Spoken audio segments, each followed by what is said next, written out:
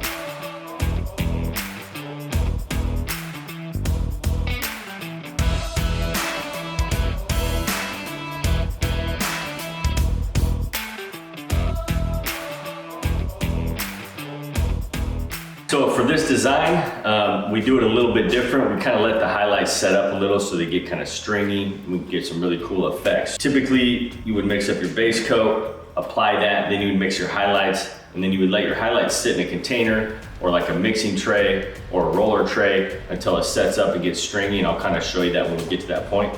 But since I've done this so much, I'm gonna mix up my highlights first. That way I'm not waiting so long after the base coat's applied to be able to use those highlights. But again, if this is your guys' first time, mix your base coat, apply it, mix your highlights, let it set up, let it get stringy, and I'll kind of show you how to do that once we start that process. But for this video, I don't want to wait around a lot longer, so I'm going to do my highlights first, let those start setting up while I'm applying my base coat.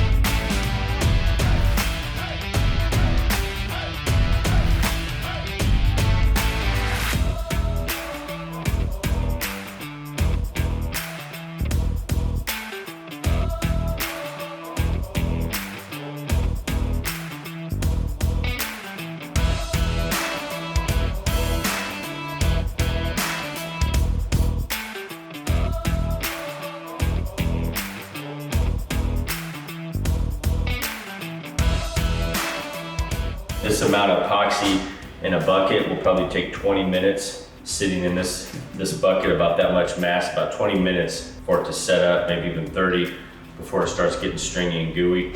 But what I usually do is I'll let it kind of set up for 10-15 minutes and I'll dump it out in a roller tray so it kind of thins out a little bit more. But we'll get to that point. So I'm gonna set that off to the side, and now I'm gonna start mixing the base coat.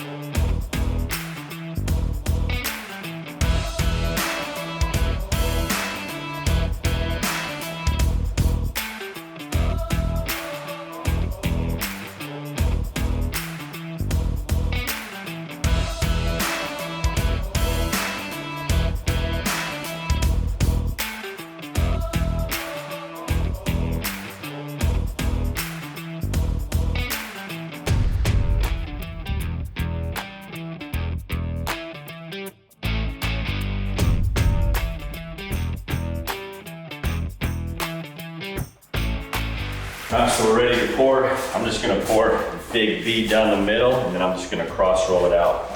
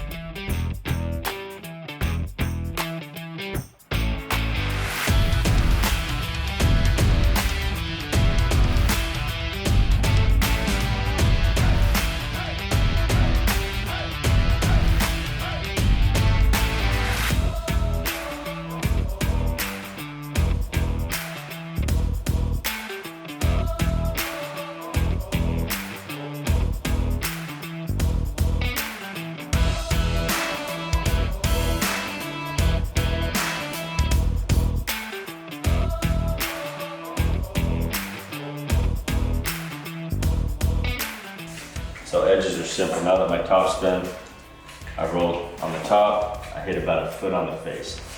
And what that's doing is getting more product on my roller every time, and it's putting it on that edge.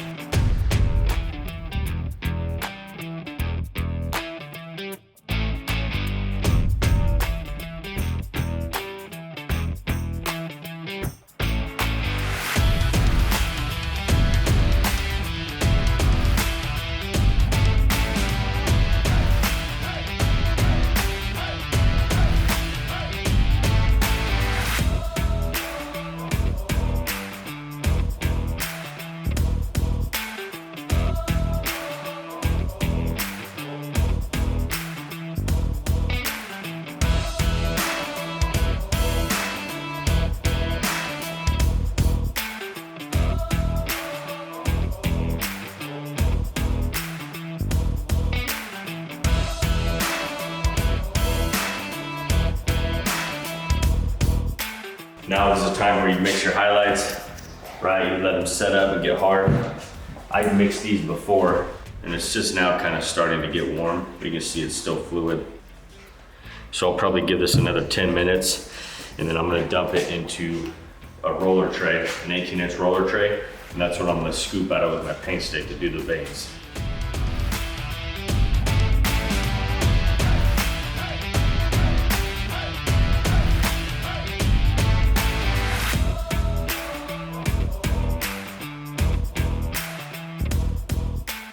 All right, so it's starting to get thick, as you guys can see.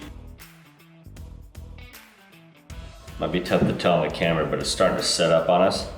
So if I leave it in this thick area, because it's pretty thick in here, it'll wind up just flashing off and getting hard. So what I want to do is I want to dump this out on a flat surface. So yeah, it's getting really close, maybe about 5 more minutes, and we'll be able to put this stuff on there.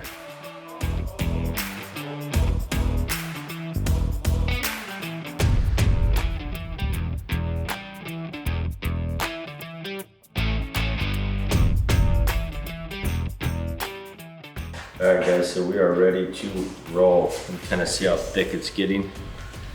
So this gets a little messy, so what I'm gonna do, I'm gonna just scoop it up, and then I'm gonna kind of just let it string across the top.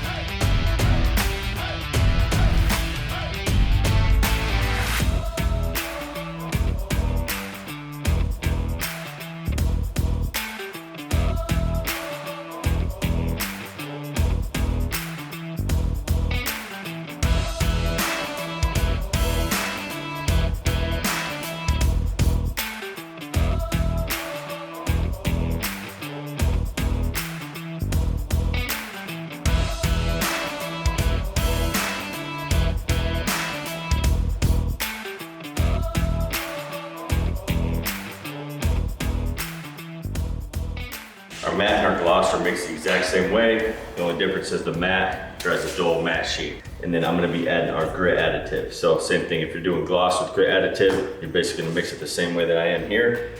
Now, if you guys are coating your counters the next day, so say you epoxy your counters yesterday like we did, we're coating them today, so we don't need to sand. The reason I sanded is because some of the gold got a little thick on us, so it didn't level out as much. So I kind of wanted to sand some of those down.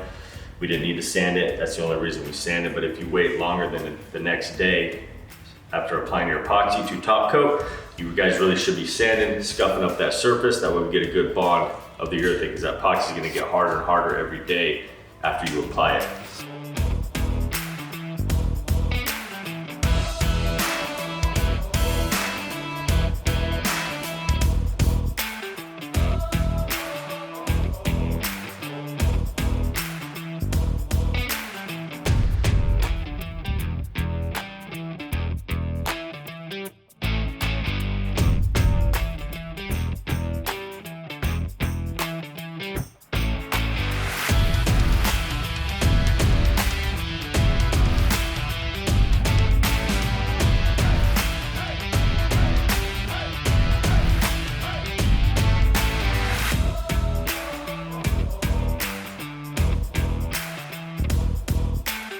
When we're doing larger, wider areas, we want to do smaller sections at a time.